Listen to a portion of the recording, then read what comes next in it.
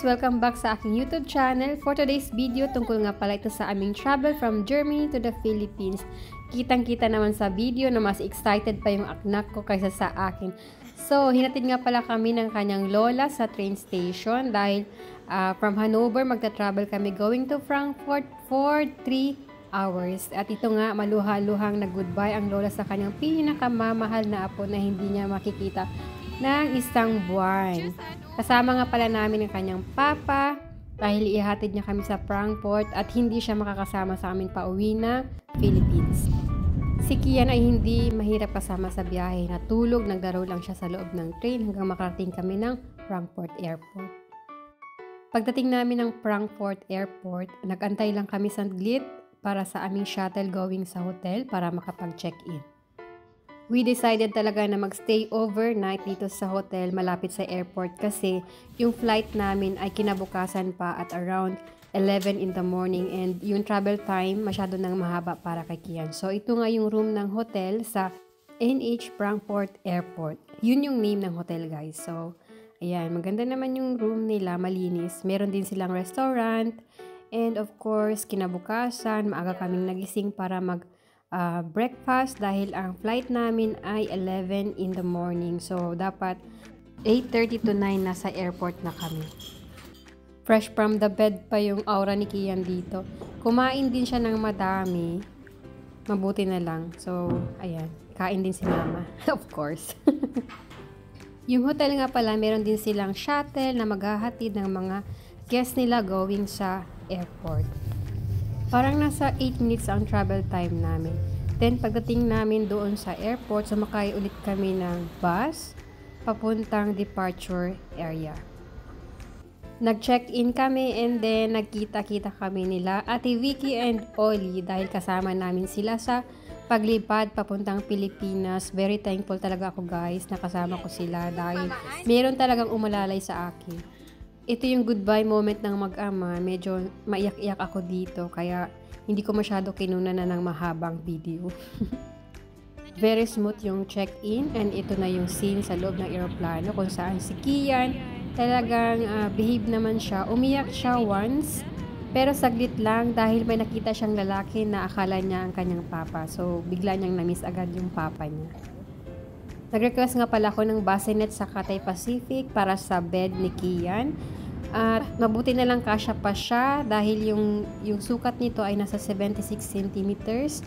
Yun nga lang, ang problema, hindi ako nakatulog dahil kailangan ko siyang bantayan, baka biglang babangon. At saka, during turbulence, kailangan mong kunin yung baby sa loob ng bassinet at ikandong. Pagdating namin ng airport sa Hong Kong, ito tulog pa rin si Kian pero bigla din siyang nagising. Kaya lang wala na kaming time na mag-CR so diretso na agad boarding. Ito yung scene sa loob ng plane ng Cathay Pacific from Hong Kong to Cebu. And yun, malawak yung plane, wala masyadong pasahero kaya may time talaga na lumilipat-lipat kami ng upuan. Andyan din sa Ate Vicky na laging nakaalalay talaga sa amin ni Kian. Hi, thank you talaga Ate Vicky. Shout out! Big time! So, overall ng flight, talagang behave naman si Kian. Hi, thank you Lord. And before nga kami nag-landing, natulog pa. 20 minutes for landing, natulog pa siya. Napakaantukin ng batang ito. At paglabas ng plane, may porter agad. So, sumakay agad ako sa wheelchair para hindi na ako mahirapan maglakad. At yung porter, inalalayan niya na din kami para sa aming mga bagahe. At thank you Ate Vicky sa binigay mong tip sa porter. Shout out again. Paglabas namin ng airport, andun agad si Melanie, ang aking kababata at kaibigan. Thank you sa pagsundo sa amin. And kumain agad kami sa Jollibee after namin nag-check-in sa Waterfront Hotel. Ito nga yung hotel, guys. Malapit lang talaga yan sa airport. Nasa harap lang actually. And ito yung room nila. Mayroong sala. Ito yung kwarto. Ayun si Kian. Pagod na. Hinaantok. I think almost 3 PM nang iniwan kami ni Melanie sa hotel para makapagpahinga daw kami. So natulog kami ni Kian until 6:30 ng gabi. Ginising ko talaga siya para kumain at saka para makapag-adjust agad siya sa time. Pumunta na kami sa restaurant ng hotel and hindi ko siya recommended, guys. Mahal at saka hindi masarap yung food. Sorry. Waterfront. Pero maganda yung ambience nila. Yan, may decoration pa ng Valentine's Day. Ito yung lobby nila, yung reception. Napakalawak at napakalinis. And yung mga staffs nila, very, very friendly, guys. Ang next flight namin kinabukasan ay 11:40 ng umaga.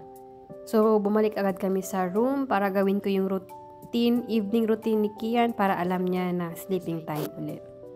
From 8:30 ng gabi natulog, nagising siya kinabukasan 9:30 na ng umaga. So, nagmadali na kami dito dahil yung flight nga namin ay 11:40. Mabuti na lang malapit lang kami sa airport. Walang jet lag si Kian. Sana all talaga. Ito, ayan, nagmo-moment pa. Ayaw umalis ng bed. Then, tinanong ko siya kung gutom na ba siya. Yung ulo niya, sinishake niya na hindi. Pero, yung kanyang mouth, talagang nagsasabi na gutom na siya. Yung sign kasi na gutom na siya, yung mouth niya, talagang ngumunguya. Ayan, tingnan nyo. Ang cute. Bumaba kami agad, nag-breakfast kami, and yung buffet nila, sorry ha, waterfront, pero hindi ko rin siya highly recommended. Ayan, kumain si Kia ng ube pancake, nagustuhan niya yan, guys.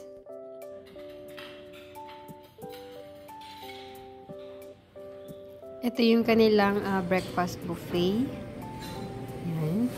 Late na pala kami dumating dyan, so nagliligpit na sila pagpasok namin.